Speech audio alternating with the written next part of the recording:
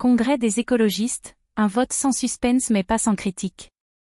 Les 16 000 adhérents écologistes votent de mercredi à vendredi pour choisir leur chef, et devraient sans suspense reconduire Marine Tondelier, qui a explosé médiatiquement depuis 3 ans mais s'est attiré des critiques en interne, dans un parti qu'elle voulait apaiser.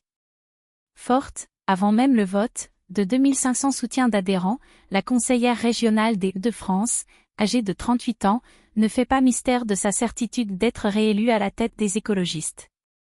Et sans doute dès le premier tour, face à 3 concurrents moins médiatiques, l'ex-eurodéputé Karima Delli, le maire adjoint de Paris Florentin Letissier et celle de Bordeaux Harmonie Le Sermenier.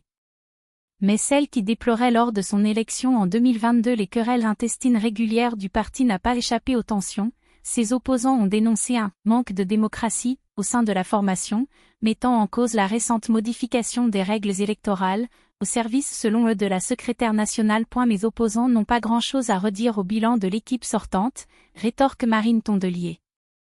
Donc ils ont passé plus de temps à se plaindre des nouveaux statuts, pourtant écrits au consensus avec toutes les sensibilités du parti et votés par 74 adhérents, qu'à parler d'écologie politique, ajoute la patronne des Verts, déjà en train d'écrire son discours pour son investiture le 26 avril.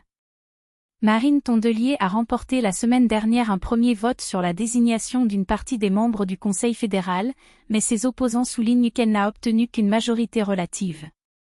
Quel que soit son score au poste de secrétaire national, elle n'aura pas de majorité, affirme un observateur, qui estime que, si elle n'a pas fait plus, c'est à cause de la participation, la plus faible historiquement pour un congrès. Marine Tondelier compte, pour cette deuxième phase du congrès.